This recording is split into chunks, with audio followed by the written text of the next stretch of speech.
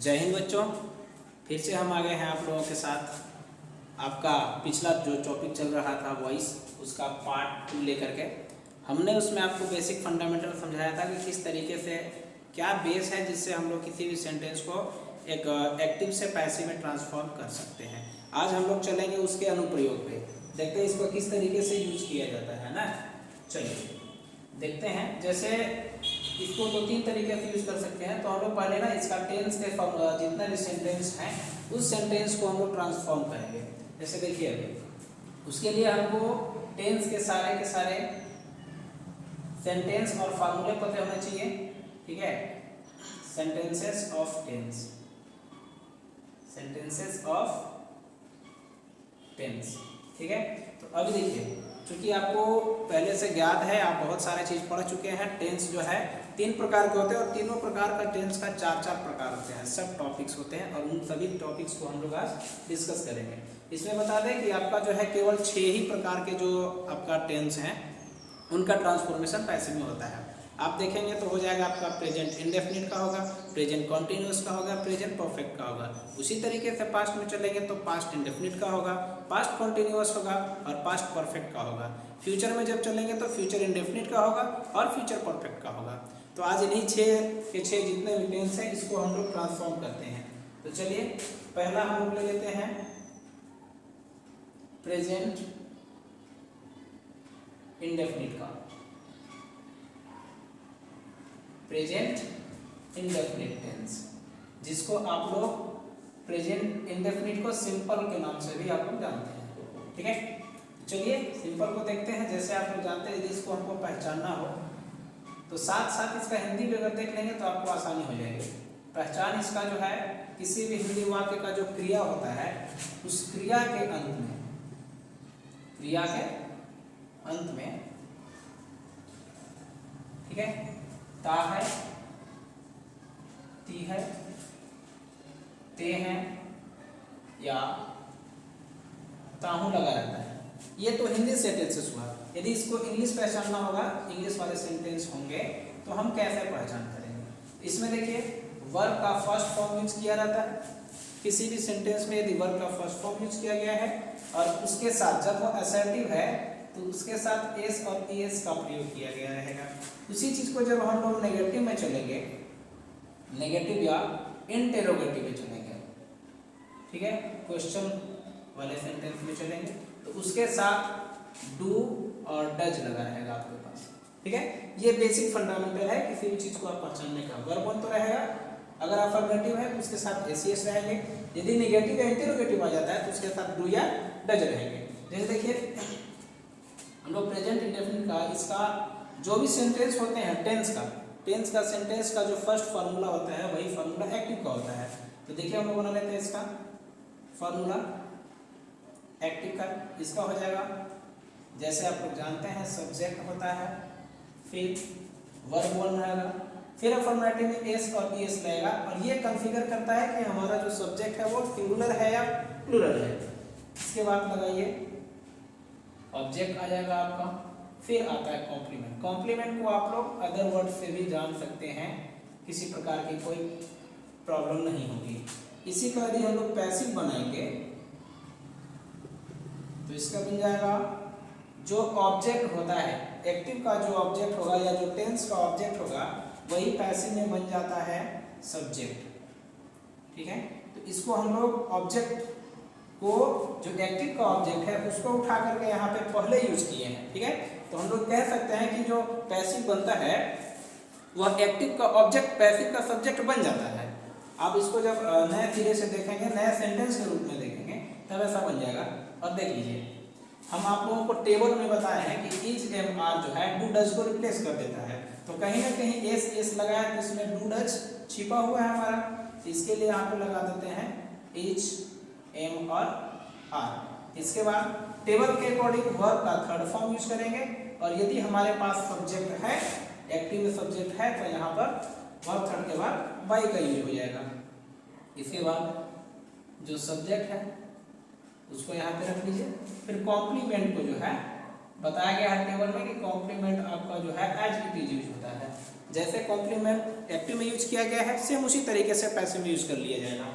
ठीक है, अब एक सेंटेंस देख लेते हैं। जैसे वह अपने विद्यालय में अंग्रेजी पढ़ाती है। अंग्रेजी पढ़ाती है। हम लोग एक सेंटेंस को ले लिए हैं और ये प्रेजेंट इंडेफिनिट का हिंदी सेंटेंस है। वह अपने विद्यालय में अंग्रेजी पढ़ाती है। इसका यदि ट्रांसलेट हम लोग करें तो क्या हो जाएगा? पढ़ाती है, देखिए यहाँ से आप कॉन्फ़िगर कर सकते हैं। पढ़ाती है, लास्ट में ई की मात्रा लगी हुई है, तो लड़की में भी लास्ट में ई की मात्रा लगी रहती है। वहां से आप कॉन्फ़िगर करेंगे जिसमें ई की मात्रा लगी है, समझ लेंगे वो लड़की है। लड़की का मतलब फीमेल, और फीमेल वालों के नाम के साथ हम लोग क्या यूज करते हैं?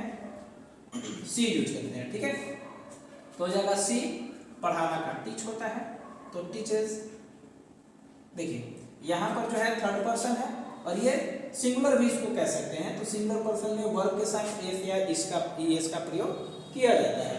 तो सी टीचर्स इंग्लिश, क्या पढ़ाती है? वह इंग्लिश पढ़ाती है। ठीक है, स्कूल में पढ़ाती है, विद्यालय में पढ़ाती है, तो हो जाएगा इन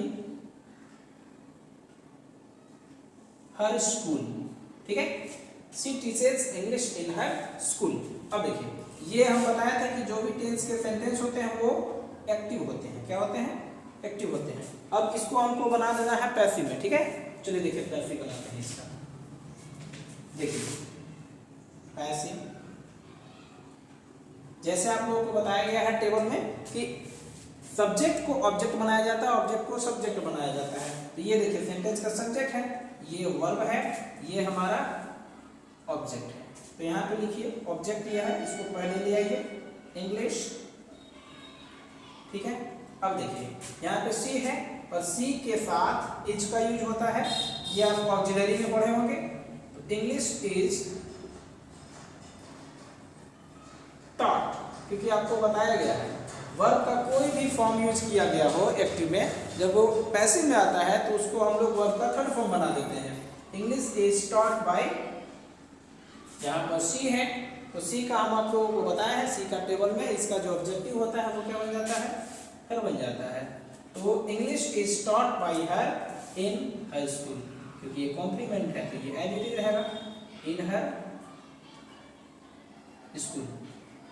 इतना करने में आपको कोई हमको लगता है कि दिक्कत नहीं होनी चाहिए। और हाँ, इसी के बेस पर हम लोग पास्ट इंडेफिनिट को भी यूज कर सकते हैं। जैसे देखिए यहाँ पर जहाँ हम लोग एस का यूज करते हैं या जिसपे डू या डज का यूज करते हैं उसके प्लेस पे डिड का यूज करेंगे, और फटाक से जो फॉर्म है हमारा प्रेजेंट इंडेफिनिट में वही फॉर्म हमारा जो है किसमें हो जाएगा? पास्ट इंडेफिनिट में हो जाएगा। देखिए इसका फार्मूला मैं लिख दे रहा हूँ और आप इसको जो है कोशिश करेंगे बनाने का। जैसे देखिए नेगेटिव का बना देता हूँ मैं, क्योंकि इसमें भी डू डज का प्रयोग हुआ नहीं है, तो नेगेटिव का कर देते हैं। सब्जेक्ट प्लस डू या डज प्लस नॉट, इसके बाद वर्ब का फर्स्ट फॉर्म ऑब्जेक्ट, फिर कॉम्प्लीमेंट, है ना। इस तरीके से यदि इसका हम लोग पैसिव बनाएंगे तो क्या बन जाएगा? पहले लाइए ऑब्जेक्ट, फिर लाइए इज एम आर, तो आएगा ही आएगा H M R plus not, फिर यूज करिए वर्ब थर्ड, क्योंकि हमारे पास सब्जेक्ट है इसलिए बाई लगाएंगे। फिर यहाँ पे आ जाएगा सब्जेक्ट, फिर आ जाएगा कॉम्प्लीमेंट। ठीक है, अब इस पे जो है आप लोग सेंटेंस को रख करके बनाएंगे और फिर अभी तुरंत बताते हैं आपको। तब तक इसका एक स्क्रीनशॉट लीजिए, आगे अभी हम लोग पढ़ते हैं।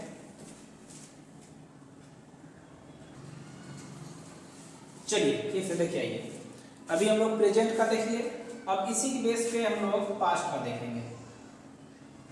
पास्ट इंडेफिनिट, ठीक है, पास्ट इंडेफिनिट टेंस, जहां पर पहचान में आप ता है की है यूज किए थे, वहां पे ता के है के स्थान पे था को प्लेस करिए। ठीक है, कुछ इस तरीके से ना। ये हो गया हिंदी का पहचान।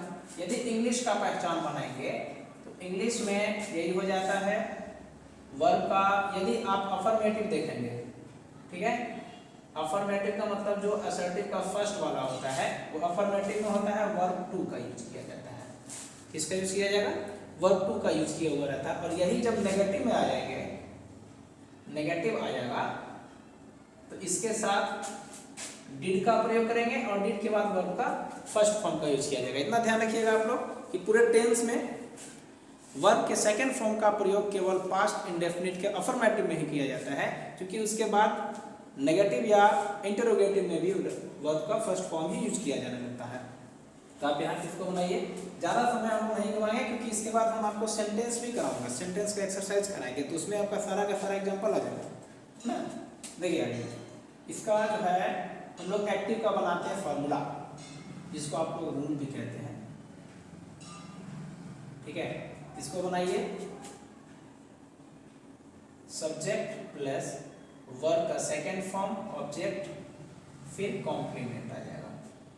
इसका पैसिव बनाइए, ये अफर्मेटिव का है, ये हो जाएगा आपका ऑब्जेक्ट, वर्ब का सेकंड फॉर्म है क्योंकि इसके नेगेटिव और इंटरोगेटिव में डिड आएगा और हम लोग डिड के बदले वाज या वर्ब का प्रयोग करते हैं, तो यहाँ पे कहीं ना कहीं वाज या वर्ब हमारा छिपा हुआ है, तो इसको बनाएंगे वाज या वर्ब, फिर आएगा वर्ब का थर्ड फॉर्म बाय, फिर चूंकि मेरे पास सब्जेक्ट है तो सब्जेक्ट लगाएंगे और फिर क्या आ जाएगा कॉम्प्लीमेंट। जैसे देखिए एक सेंटेंस में आप लोगों को कराता हूं, मोहन सुबह में ना अपने मित्रों के साथ, अपने मित्रों के साथ विद्यालय जाता था। यदि हम लोग यहाँ पे जाता था के बदले में गया भी लिख दे तब भी हमको कोई दिक्कत नहीं है ना, क्योंकि उस तरीके का सेंटेंस भी आपको मिलता है। अब इसको बनाइए, इसका एक्टिव का क्या हो जाएगा बच्चे? ये हो जाएंगे मोहन, क्योंकि यहाँ पे जाता था है, जाना है, तो इसका सेकंड फॉर्म यूज करिए आप लोग ना, हो जाएगा Mohan went to school, went to school. अब के साथ अपने मित्र है तो आप जो है राइट टू लेफ्ट आ जाइए, with his friends, his friends, इस तरीके से। अब इसको पैसिव में बनाइए। अब देखिए यहाँ पर क्या है, ऑब्जेक्ट स्कूल है तो स्कूल को बनाइए पहले, क्योंकि स्कूल सिंगुलर में आ जाते हैं तो इसके साथ वाज लगेगा। School was gone by. अब देखिए यहाँ पर मोहन है, मैंने आप लोगों को टेबल में बताया था यदि नाम आ जाए और कोई मेल का नाम आता है तो वहां पे ही प्रयोग करेंगे और फीमेल का नाम आता है तो सी प्रयोग करेंगे। तो यहाँ पे हो जाएगा school was gone by him. यदि आप मोहन नाम भी रख देते हैं तो ज्यादा परेशानी की बात नहीं है, gone by him with his friends, क्योंकि आपको बता दिया गया है ना, compliment as it is use किए जाते हैं। तो इस तरीके से इसका नेगेटिव भी हम लोग बना लेते हैं, नेगेटिव में जाएंगे, फिर यस नो में जाएंगे, इंट्रोगेटिव जाएंगे ना। तो इसी को जस्ट देखिए, यदि हम लोग, आप देखिए इसका शॉर्टकट समझिए, किसी भी सेंटेंस के ऑक्सिलरी के बाद, इसका देखिए नेगेटिव में थोड़ा सा आप लोगों को समझाने का हिंट कर दे रहा हूँ, दिमाग लगाएंगे हो जाएगा। ऑक्सिलरी के बाद यदि नॉट लगा देते हैं तो वह नेगेटिव बन जाता है। जैसे इसमें देखिए क्या है ना, इसमें अभी ऑक्सिलरी पता नहीं चल रहा है लेकिन कहीं ना कहीं डिड छिपा हुआ है। इसका देखिए हम लोग बनाते हैं नेगेटिव, तो बन जाएगा सब्जेक्ट प्लस डिड, ये ऑक्सिलरी है तो डिड के बाद क्या लग जाएगा, नॉट लग जाएगा। ऑक्सिलरी हमारा डिड है, डिड के बाद नॉट लगा दिए तो ये नॉट, नेगेटिव सेंटेंस बन जाएगा। सब्जेक्ट डिड नॉट, फिर वर्ब का सेकंड फॉर्म, यहाँ से आप दिमाग लगाएंगे, वर्ब का सेकंड फॉर्म, फिर ऑब्जेक्ट, फिर क्या हो जाएगा कॉम्प्लीमेंट हो जाएगा। इसका आप पैसिव बनाएंगे तो ये हो जाएगा, इधर ले आइए ऑब्जेक्ट को, ना, फिर ले आइए वाज वर, नॉट, वर्ब का थर्ड फॉर्म, फिर बाई आएगा, फिर सब्जेक्ट को लाइए, फिर लास्ट में कॉम्प्लीमेंट को रख दीजिए। ठीक है, इसी चीज को हमको करना है जो आगे बताया के चले जा रहे हैं हम लोग। आप बस इसको ध्यान से देखते चलिए। अभी मैं आप लोगों को प्रेजेंट इंडेफिनिट का yes no, WH family, past indefinite का यस नो और WH फैमिली का फार्मूला बता दे रहा हूँ। अब जो है नेक्स्ट वाले में हम लोग जो है फ्यूचर का पढ़ लेंगे, उसके बाद लास्ट में आएगा तो हम सबका एक्सरसाइज करा देंगे, आपका एक बार में हो जाएगा। और फिर ज़्यादातर क्वेश्चन मैं ऐसा सेंटेंस को उठाऊंगा जो आपका पिछले प्रीवियस एग्जाम में पूछ दिए गए हैं, उससे कुछ आपको आइडिया मिल जाएगा। तब तक आप इसका एक बार फिर से स्क्रीनशॉट ले लीजिए। चलिए देखिएगा, अब हम लोग एक टेबल बना देते हैं, आपको जो है समझने में आसानी होगी। एक यहाँ पे डिवाइड कर दे रहा हूँ मैं, डिवाइडर बना दे रहा हूँ, इसमें इधर लिख देते हैं यस नो टाइप, ठीक है, और इसमें यस नो टाइप रहेगा, इधर हमारा WH फैमिली रहेगा। ठीक है, यस नो टाइप देखिए, जैसे इधर हम लोग ले लेते हैं प्रेजेंट इंडेफिनिट का,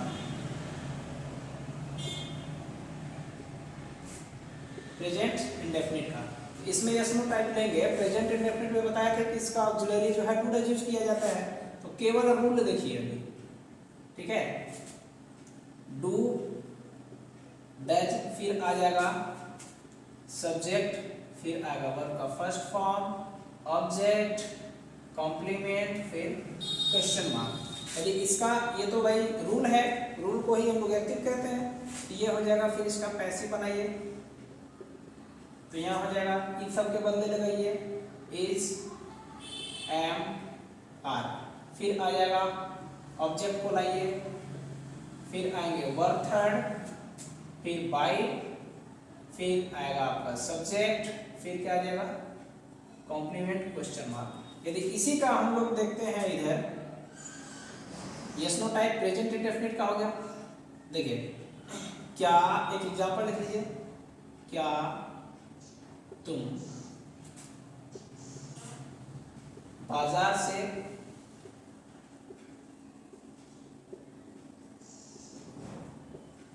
खिलौने खरीदते हो। ठीक है, ये सेंटेंस है, इसको बनाइए डू यू बाई या परचेज टॉय फ्रॉम मार्केट, ऐसा है। इसी को हम लोग क्या बना देते हैं, एक्टिव है। ठीक है, अब इसको बनाएंगे पैसिव, तो ये हो जाएगा, ये देखिए आ जाएगा इधर टॉय, ऑब्जेक्ट क्या है टॉय, तो टॉय यहाँ पे हम लोग टॉयज नहीं लगाए, तो हो जाएगा is toy bought by you from market, from market. अब यहाँ पे फिर से बना देते हैं हम लोग पास्ट का, पास्ट इंडेफिनिट। ठीक है, इसका बना देते हैं यस नो, आपका हो जाएगा डिड, सब्जेक्ट, वर्ब का फर्स्ट फॉर्म, ऑब्जेक्ट, फिर क्या आ जाएगा कॉम्प्लीमेंट, फिर क्वेश्चन मार्क। इसका बनाइए पैसिव, तो बन जाएगा आपका वॉच, वर्ब, फिर आ जाएगा ऑब्जेक्ट, फिर वर्ब का थर्ड फॉर्म, बाय, सब्जेक्ट, फिर आ जाएगा कॉम्प्लीमेंट, क्वेश्चन मार्क, कुछ इस तरीके से। अब देखिए इधर हम लोग देख लेते हैं WH फैमिली, है ना। WH का मतलब है जितने भी क्वेश्चन वर्ड हैं उसमें हाउ को छोड़कर बाकी सारे के सारे वर्ड का स्टार्टिंग जो लेटर होता है, दो लेटर, वो WH से हो जाता है। आप किसी का भी देख लें, जैसे व्हाट का देख लें तो व्हाट में WH आ गया, वाई का देख लें तो वाई में WH आ जाएगा, इसीलिए इसको जो है WH फैमिली का दिया गया है। ऐसे ही एक्चुअली होते हैं क्वेश्चन वर्ड, ये होते हैं क्वेश्चन वर्ड। तो यहाँ पर इसका हम आप लोगों को फॉर्मूला बता देते हैं प्रेजेंट का। प्रेजेंट इंडेफिनिट का। तो ये हो जाएगा, आप देखिए आगे आएगा active question word plus do या डज आ जाएंगे, ठीक है। तो यहाँ पर देखिए फिर आ जाएगा वर्ब का डू डज के बाद सब्जेक्ट, फिर वर्ब का फर्स्ट फॉर्म, फिर ऑब्जेक्ट आएगा, फिर आएगा कॉम्प्लीमेंट, फिर आएगा क्वेश्चन मार्क। फिर इसका पैसिव आप बनाइए, क्वेश्चन वर्ड जो है एज इट इज रहेंगे, इसमें कोई चेंजिंग नहीं होगा। डू डज के जगह पर लगाइए इज, एम, आर, फिर आएंगे ऑब्जेक्ट, फिर आएगा आपका वर्ब का थर्ड फॉर्म, फिर आएगा बाय, फिर आएगा सब्जेक्ट, फिर आएगा कॉम्प्लीमेंट क्वेश्चन मार्क, कुछ इस तरीके से ना। फिर देख लेते हैं पास्ट का।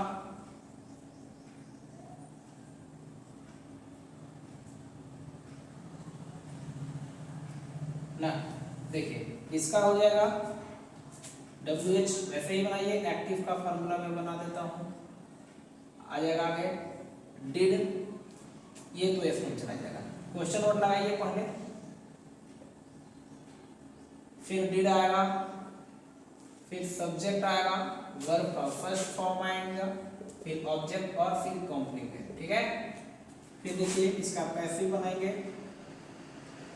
तो आ जाएगा क्वेश्चन वर्ड में कोई चेंजिंग नहीं रहेगा, प्लस वाज वर्ब, फिर आएगा ऑब्जेक्ट, फिर वर्ब का थर्ड फॉर्म बाय, फिर सब्जेक्ट, फिर आ जाएगा कॉम्प्लीमेंट क्वेश्चन मार्क। इतना हो गया। अब देखिए आपका प्रेजेंट इंडेफिनिट और पास्ट इंडेफिनिट देखा जाए तो खत्म हो गया। अब हम लोग जो है आज मैं आप लोगों को इतना ही तक रख रहा हूँ, और ये आपका ड्यूटी है, आपका ये जो है खुद का ये आपका वर्क है कि आप इसको कंप्लीट कर लीजिए, क्योंकि ये वाला आपके एग्जाम में 2 क्वेश्चन आएंगे, पक्का आएंगे, और एक क्वेश्चन आपका रहेगा टेंस से। टेंस से आपका जो है सेंटेंस भी दे सकता है, फार्मूला भी लिखने के लिए पूछ सकता है, कोई भी चीज़ें हो सकती है। तो आप इसको कंप्लीट कर लीजिए अपने स्तर से, और फिर जो है हम लोग नेक्स्ट डे जो अगला वीडियो हमारा आएगा उसमें हम जो है आपका जो परफेक्ट टेंस बच रहा है, परफेक्ट टेंस को हम क्लियर कर लेंगे, और फिर उसी दिन फ्यूचर को भी कवर कर लेंगे, और लास्ट में हमारा चलेगा एक सेशन चलेगा एक्सरसाइज का, हो सकता है वो कुछ बड़ा भी हो। तो आप लोग इतना क्लियर कर लीजिए, तब तक के लिए जय हिंद।